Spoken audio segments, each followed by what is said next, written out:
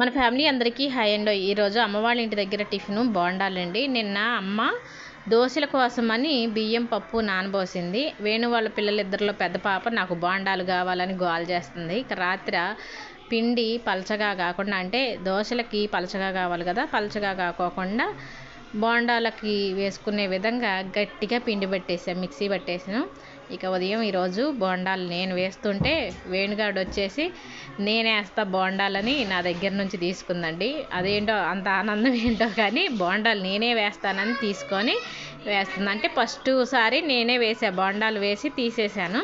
తర్వాత వేణుగాడు తీసుకొని బోండాలు వేసిందండి. అయితే ఈ బోండాలు, మినప బోండాలు టేస్ట్ చాలా బాగుంటుంది, ఆరోగ్యానికి చాలా మంచిది. అంటే ఆయిల్లో చేసే వంట ఏదైనా ఆరోగ్యానికి కొంచెం నష్టం కలిగిస్తుంది, కానీ మరి బోండాలు, పూరీలు, గారెలు అంటే కంపల్సరీగా ఆయిల్ ఉండాల్సిందే కదా. కానీ మైదా బోండాలతో పోల్చుకుంటే మినప బోండాలు కొంచెం నయమే కదా అని చెప్తున్నాను.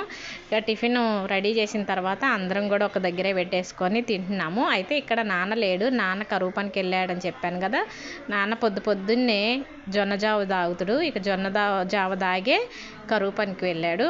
మేమందరం ఈ బోండాల్లోకి ఊరగాయ పచ్చడి వేసుకొని తింటున్నాము, అందరం కూడా కబుర్లు చెప్పుకుంటూ.